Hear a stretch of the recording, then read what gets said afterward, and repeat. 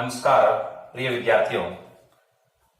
Corona महामारी को देखते हुए जैसा कि आपको पता है कि हमारा विद्यालय गायत्री आदर्श उच्च माध्यमिक विद्यालय आपके लिए बोर्ड कक्षा 10वीं के लिए ऑनलाइन कक्षाओं का आयोजन कर रहा है, जिसमें आपके गणित, विज्ञान और अंग्रेजी विषय की कक्षाएं बिल्कुल क्रमानुसार अनवरत तरीके से चल रही है। अब इसके अलावा आपके सामाजिक विज्ञान की कक्षाएं भी मैं आज प्रारंभ करने जा रहा हूं। आपके सामाजिक विज्ञान की पाठ्य पुस्तक में जो है 3-4 पार्टों में जो आपकी सामाजिक विज्ञान पुस्तक है वो विभाजित की गई है। पहले हिस्ट्री का पार्ट है, इतिहास का, उसके बाद में राजनीति का है, इकोनॉमिक्स भी है, भूगोल भी है। तो उसमें से मैं आपको राजनीति का पाठ करवाऊंगा जो आपके छठे पाठ से शुरू होती है। राजनीति का पहला पाठ और पाठ के क्रम के अनुसार आपकी किताब का छठा पाठ है केंद्र सरकार। यहां से राजनीतिक विषय प्रारंभ होता है। तो ये मैं आपको करवाने की कोशिश करूंगा। आप जो है नियमित इस कक्षाओं का आनंद लें, इन्हें देखें, ताकि हमारी ये जो मेहनत है ये बेकार साबित नहीं हो। एक हमें जो है इस मेहनत का जो है फल पूरी तरह मिल जाए और आप यहाँ जो मैटर पढ़ाया जा रहा है वो आपके पाठ्यक्रम के अनुसार ही पढ़ाया जा रहा है। जितना आपको पढ़ाना चाहिए उतना ही पढ़ाया जा रहा है, उससे अलावा नहीं पढ़ाया जा रहा। तो आप जो है अभी आप सोशल मीडिया पे पढ़ रहे हैं, तो सोशल मीडिया पे हमारी कक्षाओं के अलावा भी और कई सारे वीडियोज हैं, प्रतियोगी परीक्षाओं के वीडियोज हैं। तो आप जो है उनको नहीं देखें, वो आपके लिए उपयोगी नहीं है। भविष्य में आपके लिए उपयोगी होंगे, लेकिन अभी नहीं है।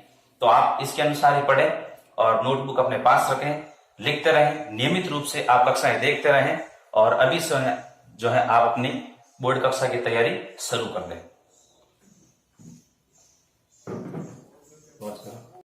तो चलिए शुरू करते हैं। केंद्र सरकार,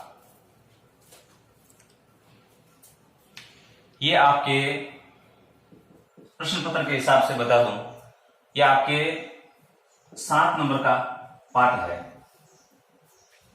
इसमें से आपके बोर्ड परीक्षा में निबंधात्मक सवाल, वस्तुनिष्ठ सवाल जरूर पूछा जाएगा। और ये मुख्य पाठ है पॉलिटिकल के, ये और इसके आगे वाला केंद्र सरकार, राज्य सरकार। तो आप जो है विशेष रूप से इसको ध्यान देके पढ़ें। तो केंद्र सरकार, सबसे पहले हम जो है पाठ के नाम का ही अर्थ निकालते हैं। हम पढ़ रहे हैं केंद्र सरकार, तो हमारे सामने शब्द आया है सरकार और केंद्र। केंद्र का अर्थ क्या है और सरकार का अर्थ क्या है? केंद्र का अर्थ है मुख्य बिंदु, जहां से सब कुछ संचालित किया जा सकता है। सरकार क्या है?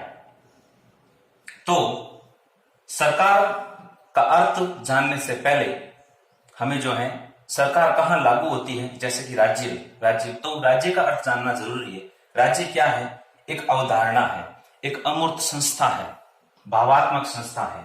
तो उसको मूर्त रूप प्रदान जो संस्था करती है उसे हम क्या कहते हैं? सरकार कहते हैं। सरकार का अर्थ क्या है कि अमूर्त जो अवधारणा है, राज्य एक अमूर्त अवधारणा है, भावात्मक अवधारणा है, उसको मूर्त रूप प्रदान करने वाली संस्था सरकार कहलाती है। तो हम सरकार का अर्थ लिखेंगे, क्या लिखेंगे कि राज्य को मूर्त रूप प्रदान करने वाली संस्था सरकार कहलाती है। क्या कहलाती है? सरकार कहलाती है। मूर्त और अमूर्त हमने पढ़ा कि राज्य एक अमूर्त संस्था है और सरकार मूर्त रूप प्रदान करती है। तो ये मूर्त अमूर्त क्या है? शाब्दिक अर्थ में अगर हम जाएं तो मूर्त का मतलब होता है जो हमें दिखाई दे, और अमूर्त होता है कि जो हमें दिखाई नहीं दे, जिसका हमें सिर्फ एहसास होता है या हम जिसे सिर्फ महसूस कर सकते हैं। तो राज्य की अवधारणा को जो मूर्त रूप प्रदान करती है जो संस्था, कई व्यक्तियों से मिलकर एक संस्था का निर्माण होता है जो राज्य में शासन व्यवस्था को सुचारू रूप से संचालन करता है मूर्त रूप में, तो वो कहलाती है आपकी सरकार। तो सरकार के क्या कार्य है कि राज्य में जो है शासन व्यवस्था, कानून बनाना, उनको लागू करना और उन कानूनों को लागू करने में जो उल्लंघन होते हैं या फिर जो विवाद होते हैं उनको भी मिटाना और उल्लंघन करने वालों को दंडित करना, ये सारे कार्य सरकार के होते हैं। किसके होते हैं? सरकार के। एक अमूर्त अवधारणा है तो उसको मूर्त रूप प्रदान जो करती है संस्था वो सरकार है। अब हमने सरकार का कार्य पढ़ लिया, तो आपकी पाठ्य पुस्तक में एक परिभाषा और आई हुई है गार्नर की। गार्नर ये कोई वस्तु का नाम नहीं है, ये कोई राजनीतिज्ञ था ये। इसका क्या कहना है कि गार्नर के अनुसार सरकार एक ऐसी मशीन है, गार्नर क्या कहता है कि सरकार एक ऐसी मशीन है जिससे जो है राज्य के सामान्य हितों को जो है उन्नत किया जाता है, ठीक है, और उनको लागू किया जाता है। तो गार्नर क्या कहता है कि सरकार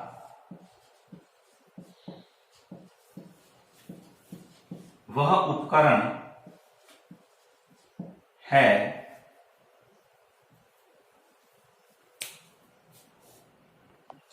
तो सरकार वह उपकरण है जिसके द्वारा राज्य के नियम या नीतियां उनको लागू किया जाता है और जो हमारे सामान्य रूप से जो हमारे सामान्य हित है उनको जो है उन्नत किया जाता है, उनको नियमित किया जाता है।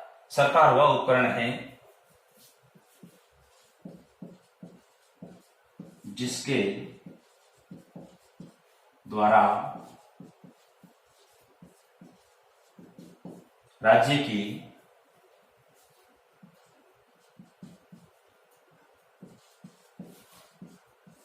नीतियां निर्धारित की जाती है तथा सामान्य मामलों को नियमित किया जाता है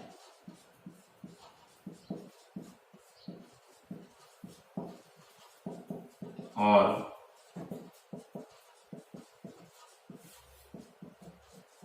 सामान्य हितों को उन्नत किया जाता है।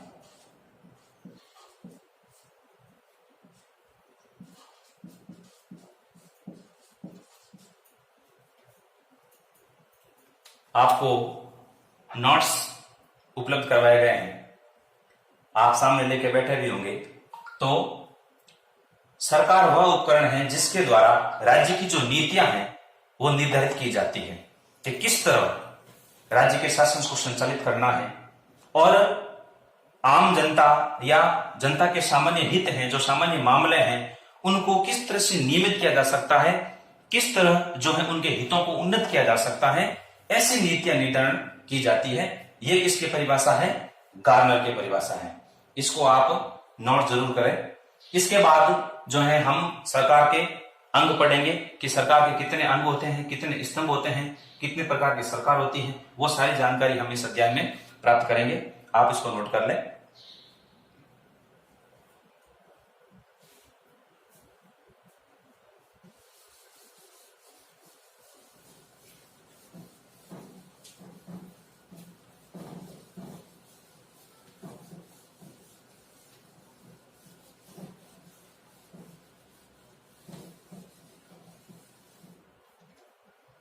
आप सोच रहे होंगे सर आपने मिटा दिया, हम कैसे नोट करें? तो आपके नोट करने तक इंतजार करेंगे तो वीडियो लंबा हो जाएगा। आप जो है वीडियो को पॉज करके रोक के उसको नोट कर लेना। तो हम अब पढ़ते हैं सरकार के अंग।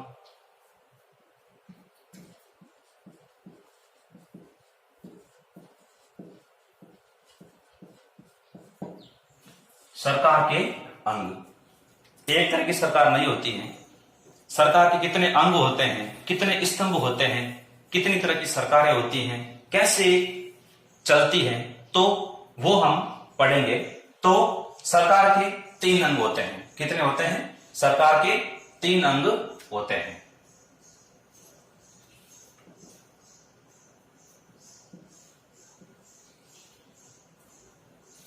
पहला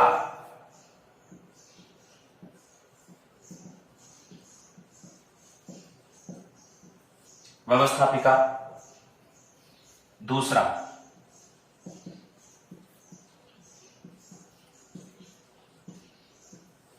कार्यपालिका और तीसरा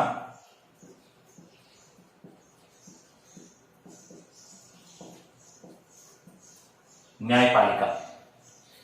सरकार के 3 अंग या हम स्तंभ कह सकते हैं कि व्यवस्थापिका, कार्यपालिका और न्यायपालिका। ये 3 स्तंभ क्यों हैं? क्योंकि सरकार का काम इन तीनों विभागों में बटा हुआ है। जैसा कि हम पढ़ते हैं कि व्यवस्थापिका का कार्य होता है नियम बनाना, विधियां, जो भी नियम है वो बनाना। और कार्यपालिका का मतलब होता है कि व्यवस्थापिका द्वारा बनाए गए कानूनों और नियमों को लागू करना। और न्यायपालिका का कार्य होता है कि जो नियम और कानून व्यवस्थापिका द्वारा बनाए जाते हैं और कार्यपालिका द्वारा लागू किए जाते हैं, उनको लागू करने में अगर कोई विवाद, जनता के बीच विवाद या सरकारों के बीच विवाद है, तो उनको निपटाना, विवादों का निपटारा करना, यह जो है काम न्यायपालिका का होता है। ठीक है, तो व्यवस्थापिका, कार्यपालिका और न्यायपालिका। इस पार्ट में हम जो है सर्वप्रथम आपको व्यवस्थापिका के बारे में हम अध्ययन करेंगे, उसके बाद में कार्यपालिका और फिर न्यायपालिका। तो हमारे देश में व्यवस्थापिका और कार्यपालिका, 2 तरह की व्यवस्थापिका है और 2 तरह की भी कार्यपालिका है। 2 तरह की व्यवस्थापिका कैसे? एक तो संघीय व्यवस्थापिका और एक राज्य व्यवस्थापिका। क्योंकि हमारे देश में केंद्र और राज्य सरकार, 2 तरह की सरकारें हैं। केंद्र सरकार है अलग, जो कि पूरे भारत की जो है एक सरकार कही जाती है, केंद्र सरकार, जिसे हम मुख्य कहते हैं। हमारे पार्ट का नाम ही है केंद्र सरकार, जो कि पूरी भारत की एक ही सरकार है, वो पूरे देश को संचालित करती है। और राज्य सरकारें, अलग अलग राज्यों की अलग अलग सरकारें होती है। तो स्वतंत्र रूप से सरकारें हैं, राज्य सरकार और केंद्र सरकार दोनों। तो व्यवस्थापिका, इसके 2 भाग हैं, 2 प्रकार की व्यवस्थापिका है। एक है संघीय व्यवस्थापिका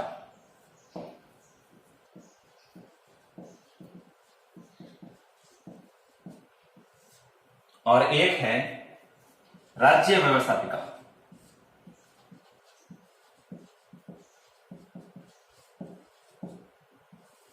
संघीय व्यवस्थापिका और राज्य व्यवस्थापिका। अब संघीय व्यवस्थापिका और राज्य व्यवस्थापिका के कौन कौन से भाग हैं वो मैं आपको बताऊंगा। कि संघीय व्यवस्थापिका में संसद, इसको हम संसद भी कह सकते हैं, विधायिका भी कह सकते हैं। इसका दूसरा नाम जैसे मान लो हम विधायिका कह सकते हैं। इसको विधायिका क्यों कहेंगे? क्योंकि ये विधि निर्माण करती है।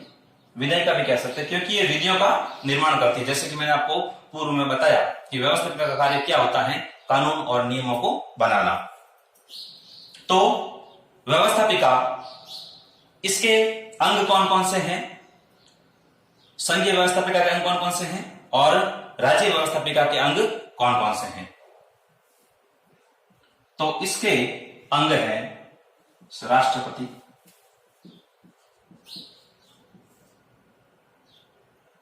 लोकसभा और राज्यसभा। राष्ट्रपति, लोकसभा और राज्यसभा। जैसा कि मैंने आपको पूर्व में बताया कि हम इसे विधायिका भी कह सकते हैं या संसद भी कह सकते हैं। आप यहां लिख दें भलाई, संसद, पार्लियामेंट। संसद के कितने अंग हैं? 3 अंग हैं, राष्ट्रपति, लोकसभा और राज्यसभा। आप ध्यान रखें कि संसद के 3 अंग हैं, राष्ट्रपति, लोकसभा और राज्यसभा। काफी बार जो है हम जो है कंफ्यूज हो जाते हैं कि तो फिर लोकसभा और राज्यसभा ही है संसद के अंग, तो नहीं। तो संसद के वो 2 सदन हैं। हमारे संविधान में द्विसदनात्मक जो है वो संसदीय प्रणाली है। तो अगर हम संसद के सिर्फ सदनों की बात करें, कितने सदन हैं, तो लोकसभा और राज्यसभा 2 सदन हैं। लेकिन जब अंगों की बात की जाए कि संसद के कितने अंग हैं, तो उसमें जो है राष्ट्रपति भी समाहित है। अब बात आती है राज्य व्यवस्थापिका की, तो इसको भी हम राज्य विधायिका कह सकते हैं।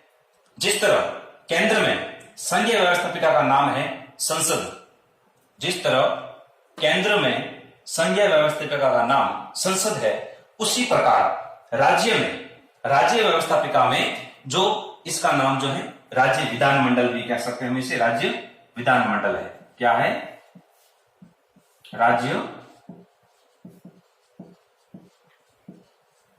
विधानमंडल। अब संसद के 3 अंग हमने पढ़े, राष्ट्रपति, लोकसभा और राज्यसभा। उसी प्रकार राज्य विधानमंडल के भी 3 अंग हैं। वो कौन कौन से? राज्यपाल,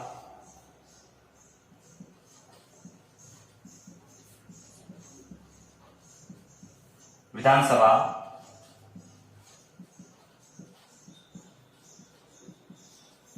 और विधान परिषद। ध्यान रखना, राज्य विधान, काफी विद्यार्थियों को यह शब्द कभी समझ में नहीं आता कि विधानमंडल का मतलब क्या है।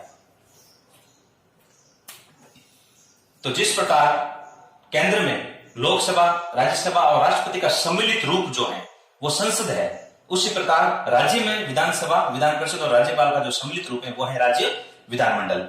राज्य में राज्य विधानमंडल के 3 अंग होते हैं, राज्यपाल, विधानसभा और विधान परिषद। और अगर विधानसभा, विधानमंडल के सदनों का पूछा जाए कि विधानमंडल के कितने सदन होते हैं, तो 2 सदन हैं। जिस प्रकार केंद्र में संसद के 2 सदन हैं, लोकसभा और राज्यसभा, उसी प्रकार राज्य विधानमंडल के 2 सदन हैं, विधानसभा और विधान परिषद।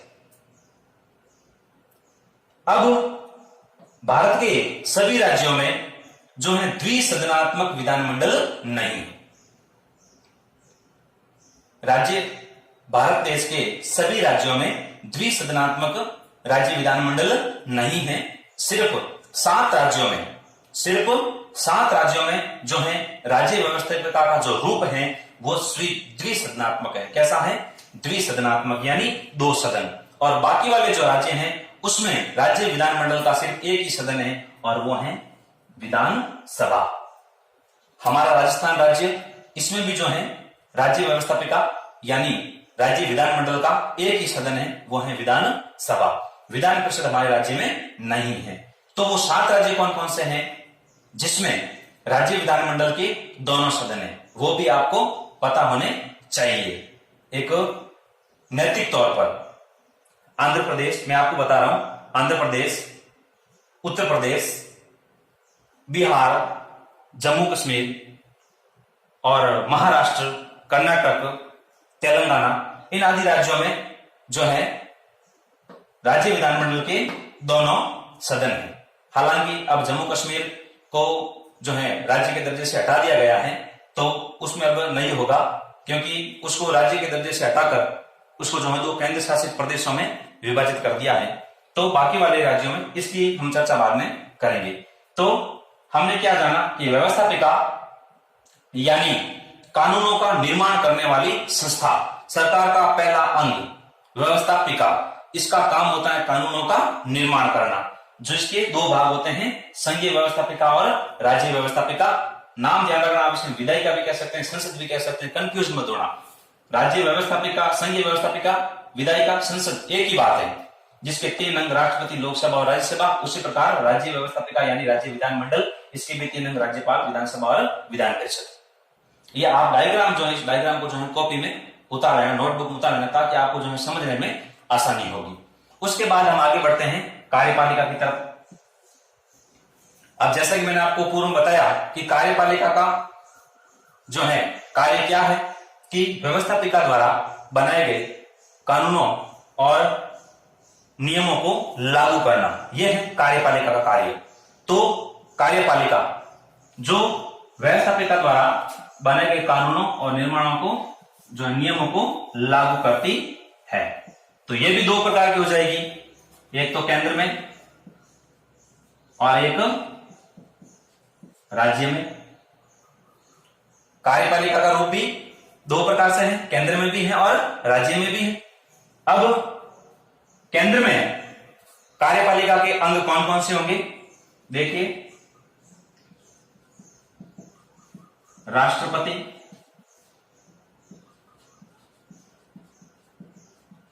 उपराष्ट्रपति,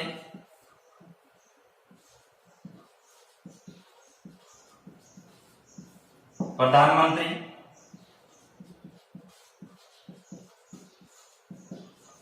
मंत्रिपरिषद और महान्यायवादी।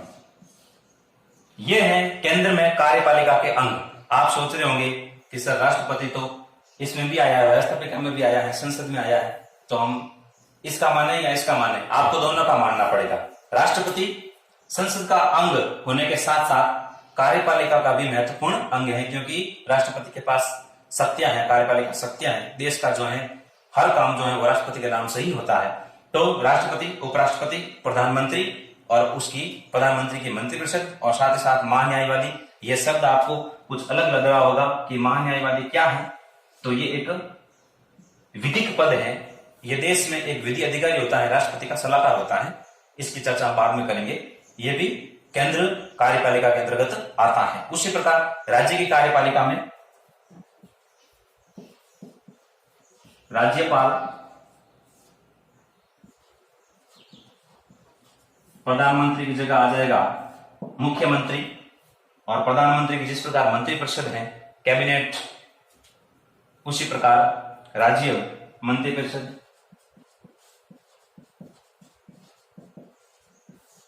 और जिस प्रकार केंद्र में राष्ट्रपति का कानूनी सलाहकार होता है महान्यायवादी, उसी प्रकार राज्य में भी जो है राज्यपाल का एक कानूनी सलाहकार होता है जिसे महाधिवक्ता कहा जाता है।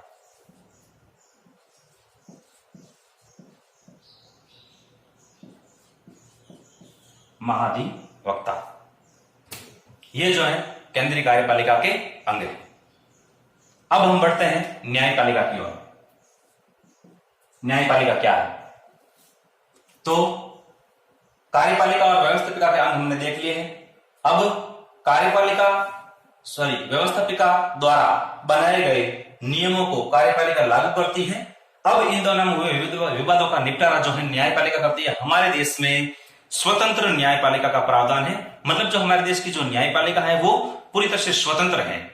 किसी प्रकार के जो है राजनीतिक पक्ष के निर्णय वो नहीं करती हैं, वो अपने निर्णय में पूरी तरह स्वतंत्र हैं। तो उसके अंग कौन कौन से हैं देखिए, जो है राष्ट्रीय स्तर पर सर्वोच्च न्यायालय,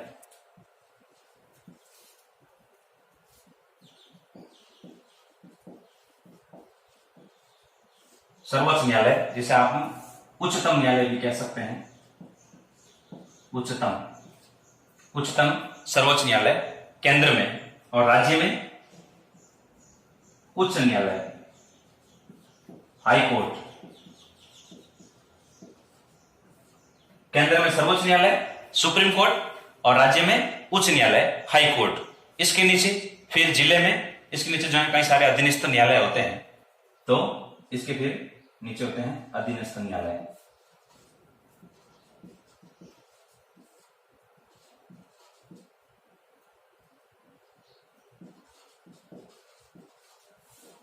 अधीनस्थ न्यायालय। तो आप जो है, हालांकि आपके पास नोट्स अवेलेबल है, उसमें ये सारी बातें लिखी हुई हैं, लेकिन उस नोट्स में ऐसा डायग्राम शायद बना हुआ नहीं है। आप अगर इस रूप में इसको याद करेंगे तो मेरा विश्वास है कि आपके ये ज्ञान जो है स्थायी होगा और आपको पढ़ने में भी आसानी होगी। तो आप इस डायग्राम को ज्यों का त्यों जो है अपनी नोटबुक में उतार लें। उसके बाद में हम जो है शुरू करेंगे संघीय व्यवस्थापिका का अध्ययन।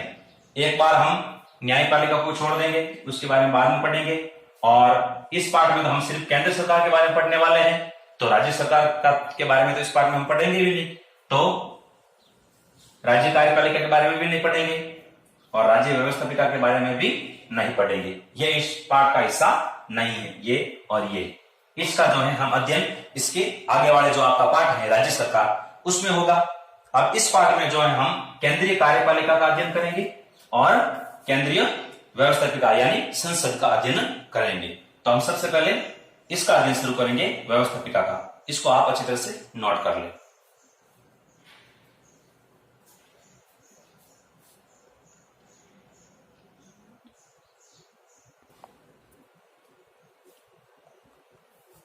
उतार लिया होगा आपने। अब हम संसद के बारे में पढ़ेंगे। संसद के और क्या क्या नाम है मैंने आपको बताए थे, साथ में आप लिख दीजिए।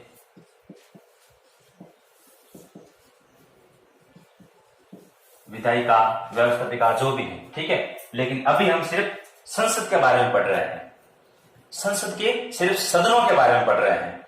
तो हम लोकसभा और राज्यसभा के बारे में अध्ययन करेंगे। हालांकि संसद के अंग में पहले राष्ट्रपति आते हैं, लेकिन राष्ट्रपति को हम इसमें नहीं पढ़ेंगे। राष्ट्रपति को हम कार्यपालिका के अंग के रूप में पढ़ेंगे। पहले हम जो है द्विसदनात्मक जो संसद है हमारी, लोकसभा और राज्यसभा, इसके बारे में पढ़ेंगे। आपकी पाठ्य पुस्तक में लोकसभा का वर्णन पहले है और उसके बाद में जो है राज्यसभा का वर्णन दिया गया है। पहले संपूर्ण लोकसभा के बारे में जानकारी दी गई, उसके बाद में राज्यसभा की। लेकिन मैं यहां आपको दोनों को साथ साथ पढ़ा रहा हूं।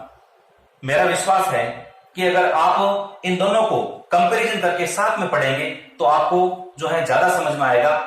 इसे हम तुलनात्मक अध्ययन कह सकते हैं, मतलब तुलना करके अगर पढ़ें लोकसभा और राज्यसभा दोनों की आपस में, तो आपको जो है जल्दी समझ में आ जाएगा।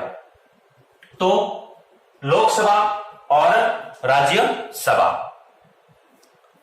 इसके हम उपनाम लिखते हैं सबसे पहले कि लोकसभा जो है वो संसद का प्रथम सदन है और राज्यसभा जो है संसद का द्वितीय सदन है। तो हम सबसे पहले इसके बारे में लिखते हैं कि लोकसभा प्रथम सदन है, इसको प्रथम सदन कहा जाता है, प्रथम सदन, और राज्यसभा द्वितीय सदन।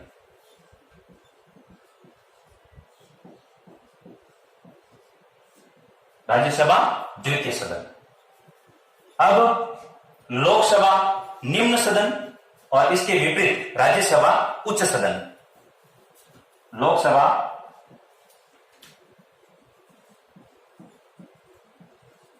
निम्न सदन और राज्यसभा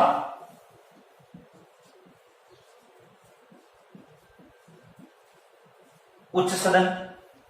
अब जो लोकसभा है वो है आपके अस्थायी सदन। ये सब इसके उपनाम है, अस्थायी सदन। इसके विपरीत राज्यसभा क्या है? स्थायी सदन।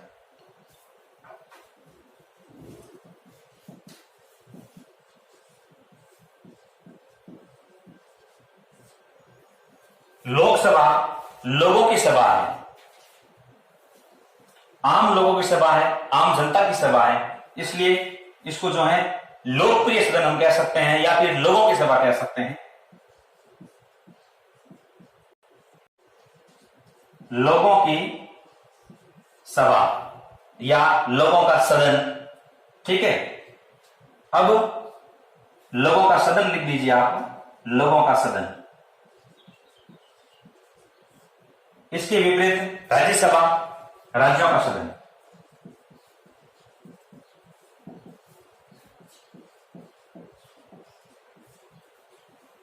अब ये सिर्फ नाम लिखने से कुछ नहीं होगा, हमें ये समझ में भी आने चाहिए।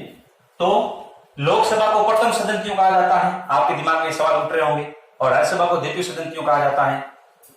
इसको निम्न सदन क्यों कहा जाता है? इसके विरुद्ध उसको उच्च क्यों कहा जाता है? इसको अस्थायी और उसको स्थायी, ये लोगों की और वो राज्यों की। तो प्रथम सदन इसको इसलिए कहा जाता है क्योंकि ये संसद का प्रथम सदन है, यानी इसके जो सदस्य हैं वो जनता के बीच से जो है निर्वाचित होकर आते हैं और उसके जो सदस्य हैं वो प्रत्येक रूप से निर्वाचित होकर नहीं आते हैं, इसलिए वो द्वितीय सदन है। जो है कार्यपालिका की जो है शक्तियां जो है ज्यादा जो है लोकसभा के पास प्राप्त हैं, इसलिए पहले जो है प्रथम सदन लोकसभा को कहा जाता है और द्वितीय सदन राज्यसभा को कहा जाता है। अब दूसरी बात, इसको निम्न सदन कहा जाता है और उसको उच्च सदन क्यों कहा जाता है? ऐसा क्या है? ये निम्न सदन इसलिए है क्योंकि इसको जो है समय से पूर्व जो है भंग भी कर सकते हैं या किसी भी समय सरकार गिर सकती है, लोकसभा भंग हो सकती है, लेकिन वो उच्च सदन है, उसको जो है भंग नहीं किया जा सकता, इसलिए वो स्थायी है और ये अस्थायी है। इसको जो है अस्थायी इसीलिए कहा जाता है अस्थायी सदन, क्योंकि ये जरूरी नहीं है कि 5 वर्ष तक सरकार पूर्ण रूप से चले। बीच में जो है सरकार गिर भी सकती है, बहुमत गिरे तो लोकसभा भंग हो सकती है, सरकार गिर जाती है, तो ये अस्थायी सदन है। इसको जो है किसी भी समय भंग किया जा सकता है, लेकिन ध्यान रखना राज्यसभा को किसी भी समय जो है भंग नहीं किया जा सकता है। इसलिए जो है राज्यसभा स्थायी सदन है और लोकसभा अस्थायी सदन है। अब ये लोगों का सदन है और ये राज्यों का सदन है, ठीक है। तो ये लोगों का सदन क्यों है? क्योंकि इसमें जो इसके जो सदस्य हैं वो निर्वाचित होकर, जैसे कि मैंने आपको पूर्व में बताया, प्रत्यक्ष रूप से निर्वाचित होकर जो है जाते हैं और ये लोगों की भलाई के लिए कार्य करती है, ठीक है। हाउस ऑफ द पीपल, लोगों का सदन, इसलिए इसको लोगों का सदन कहा जाता है। और ये राज्यों का सदन है, काउंसिल ऑफ द स्टेट, यानी जो इसके जो सदस्य हैं वो राज्य के हितों की बात करते हैं, राज्य के हितों को ध्यान में रखते हैं, इसलिए ये राज्यों का सदन है और ये लोगों का सदन है। आप एक बार इतना लिखिए, इसके बाद में इसको मिटा के जो है मैं आगे की प्रक्रिया लिखवाता हूं।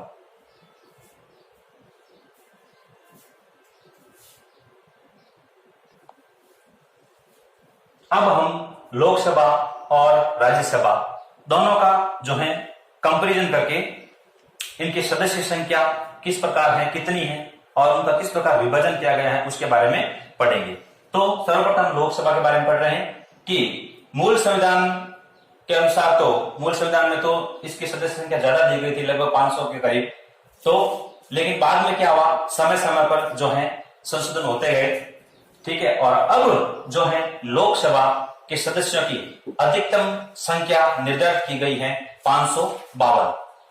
अधिकतम संख्या, सदस्य संख्या कितनी निर्धारित की गई है? 552। और राज्यसभा के सदस्यों की अधिकतम सदस्य संख्या निर्धारित की गई है 250। तो हम यहां लिखते हैं कि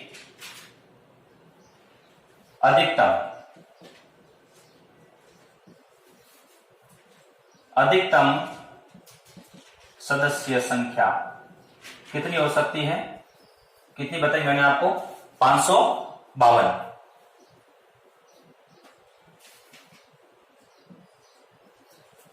552 अधिकतम हो सकती है। गोवा और दमन और दीव पुनर्गठन अधिनियम हुआ था, उसके अनुसार जो है 552 अधिकतम जो है सदस्य संख्या हो सकती है। अब ये 552 सदस्य लोकसभा में कहां कहां से आएंगे और किस जगह से कितने आएंगे उसके बारे में हम अब जानकारी प्राप्त करेंगे। तो हम सबसे पहले इसकी सीटों का जो हम विभाजन करते हैं। अब 552 में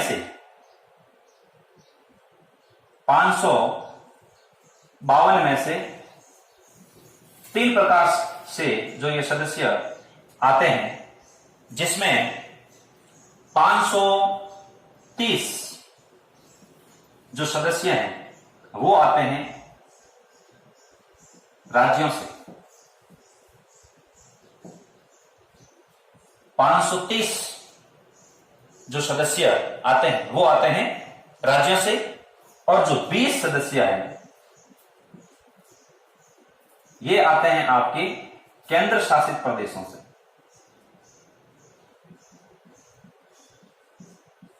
केंद्र शासित प्रदेशों से। और कितने हुए? 530 और 20, 550। पीछे बचे 2 सदस्य। तो ये 2 सदस्य कहां से आते हैं? इन 2 सदस्यों का मनोनयन राष्ट्रपति द्वारा लोकसभा में किया जाता है। इसको आप लिख सकते हैं मनोनीत।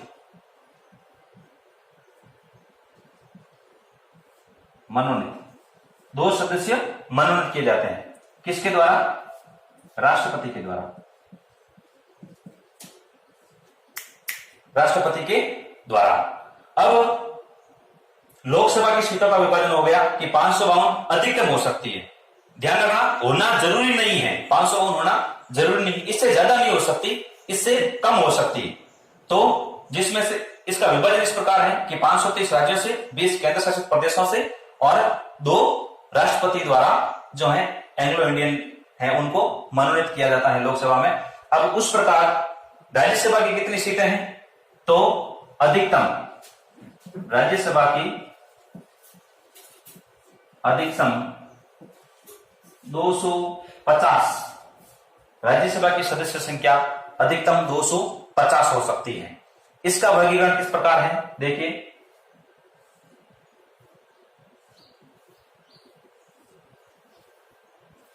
इसका वर्गीकरण इस प्रकार है राज्यों से। इसमें आपके राज्यों से 234 सदस्य आते हैं और 4 सदस्य आते हैं केंद्र शासित प्रदेशों से और 12 सदस्यों का जो है मनोनयन किया जाता है, यानी मनोनीत होकर आते हैं। और इन सदस्यों का मनोनयन भी कौन करता है? राष्ट्रपति करता है। यह हो गया आपकी राज्यसभा की सीटों का निर्धारण। राज्यों से 234, 4 केंद्र शासित प्रदेशों से और 12 सदस्यों को राष्ट्रपति जो है मनोनीत करता है। क्यों मनोनीत करता है और वो 12 सदस्य कौन से होंगे जिनको राष्ट्रपति मनोनीत करेगा, और इधर लोकसभा में वो 2 आदमी कौन होंगे जिनको राष्ट्रपति मनोनीत करेगा, इसकी जानकारी हम बाद में प्राप्त करेंगे। एक बार जो है आप इस सीटों का वर्गीकरण लिखिए। ये तो हो गई अधिकतम सीटों का वर्गीकरण। अब जो वर्तमान स्थिति है उसके बारे में हम लिखेंगे। वर्तमान स्थिति, बात करते हैं वर्तमान की कि वर्तमान में क्या स्थिति है सीटों की। वर्तमान अधिकतम सीटों का निर्धारण हमने पढ़ लिया। अब जो वर्तमान स्थिति है उसके बारे में पढ़ेंगे कि वर्तमान में लोकसभा में कितनी सीटें हैं। वर्तमान में लोकसभा में जो है टोटल सीटें कितनी हैं? वो है आपके 545। मतलब वर्तमान में लोकसभा में 545 सदस्य हैं। 530 तो राज्यों से है, 530 राज्यों से है और केंद्र शासित प्रदेशों से हैं 13 और 2 मनोनीत। तो 530 और 13 और 2 कितने हुए? 545। ये जो है सरकार की वर्तमान स्थिति है। लोकसभा की हो गई। अब जो है राज्यसभा की देखते हैं। राज्यसभा में वर्तमान में 229 सीटें जो हैं राज्य से हैं और ये 4 सीटें केंद्र शासित प्रदेशों से हैं और ये 12 सदस्यों का मनोनयन किया गया है। तो कितने हुए? 229 और 4 233, 233 और 12 245। तो वर्तमान में जो है राज्यसभा की टोटल सीटें कितनी हैं? 245। ध्यान रखना, 245 वर्तमान में राज्यसभा की सीटें हैं और लोकसभा के सदस्य कितने हैं? 545। आपकी पाठ्य पुस्तक में 233 दिया हुआ है। यहां पर आप कंफ्यूज मत होना। मैंने यहाँ राज्य और केंद्र दोनों को जो है अलग अलग, केंद्र शासित प्रदेशों के सदस्य और राज्य के सदस्य दोनों अलग अलग बताए हैं, बल्कि आपकी किताब में दोनों अलग अलग नहीं बताए हैं, दोनों शामिल करके बताएं। आप यहाँ जोड़ सकते हैं। 229 और 4 कितने होते हैं? 233 होते हैं और यही आपकी पाठ्य पुस्तक में बताया गया है। तो 33 ये और 12 वो। अब यहां आपको पता चल गया कि 530 राज्यों से, 20 केंद्र शासित प्रदेशों से और 2 मनोनीत राष्ट्रपति द्वारा, और यहां भी 229 राज्यों से और 4 केंद्र शासित प्रदेशों से और 12 सदस्यों का मनोनयन। अब हम बात करते हैं मनोनीत सदस्यों की। ये जो सदस्य हैं ये तो निर्वाचित होकर आते हैं।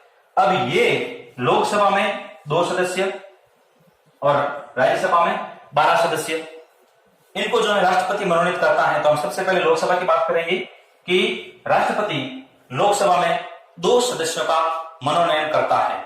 और वो दो सदस्य कौन होंगे? वो होंगे एंग्लो इंडियन। कौन होंगे? एंग्लो इंडियन, जिसे हम कह सकते हैं आंग्ल भारतीय। आंग्ल भारतीयों का जो है पर्याप्त प्रतिनिधित्व नहीं होने के कारण जो है उनमें से दो सदस्यों का जो मनोनयन राष्ट्रपति लोकसभा में करता है। आप सोच रहे होंगे कि ये कौन है आंग्ल भारतीय, तो इसके बारे में आपको मैं थोड़ी जानकारी बता दूं कि एंग्लो इंडियन वे लोग हैं जो भारतीय मूल के नहीं हैं, अंग्रेज हैं, लेकिन यहां आके बस गए, ठीक है, और अपना परिवार अपना वंश यहीं पे बढ़ा लिया और यहीं पर रह रहे हैं। तो उन लोगों का प्रतिनिधित्व भी सरकार में बराबर रूप से बना रहे, इसलिए जो है दो सदस्यों का मनोनयन लोकसभा में किया जाता है। इसी प्रकार राष्ट्रपति राज्यसभा में 12 सदस्यों का मनोनयन करता है। ये 12 सदस्य कौन कौन होंगे? राष्ट्रपति 4 क्षेत्रों में जो है उत्कृष्ट कार्य करने वाले लोगों को अपने मन के हिसाब से जो है अपने अनुसार 12 सदस्यों का मनोनयन करेगा। वो 4 क्षेत्र कौन कौन से होंगे? कला, साहित्य, विज्ञान और समाज सेवा। कला,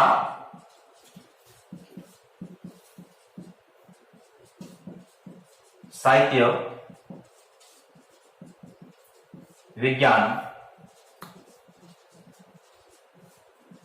और समाज सेवा। कला, साहित्य, विज्ञान और समाज सेवा में उत्कृष्ट कार्य करने वाले लोगों में से 12 सदस्यों का मनोनयन जो है राष्ट्रपति राज्यसभा में करेगा। उदाहरण के तौर पर कला, कोई भी कला हो सकती है, संगीत में निपुण जो है, गायन में, नृत्य में, खेल में, ठीक है। साहित्य, कोई बड़ा साहित्यकार है, कोई अच्छे ग्रंथ पुस्तकें वगैरह लिखी हैं। विज्ञान के क्षेत्र में, समाज सेवा के क्षेत्र में, जैसे उदाहरण के तौर पर जो है कला में अपने खेल जगत के जो बादशाह कहे जाते हैं सचिन तेंदुलकर, जो राज्यसभा के सदस्य हैं। उसी प्रकार इन क्षेत्रों में जो है उत्कृष्ट कार्य करने वालों को राष्ट्रपति जो है 12 सदस्यों का मनोनयन राज्यसभा में करता है। ये तो हो गया आपके सीटों का वर्गीकरण। आज की क्लास में आपको इतना ही बताया जाएगा। कल की क्लास में जो है हम इससे आगे बढ़ेंगे। आप इसको एक बार पुनः जो है रिवीजन कर लेना, क्योंकि ये सीटों का वर्गीकरण जो है एकदम से याद नहीं हो पाता आसानी से। आप इसको आज अच्छी तरह से याद कर लेना कि लोकसभा में अधिकतम कितनी सीटें हो सकती हैं और वर्तमान स्थिति क्या है। राज्यसभा में कितनी सीटें अधिकतम हो सकती हैं और वर्तमान स्थिति क्या है। कल की क्लास में हम इन सदस्यों का चुनाव कैसे होता है, इनका कार्यकाल कितना होता है, इनके क्या कार्य होते हैं, इनकी जो है योग्यताएं क्या होती हैं, ये सारी चीजें जो है हम कल की क्लास में पढ़ेंगे। धन्यवाद।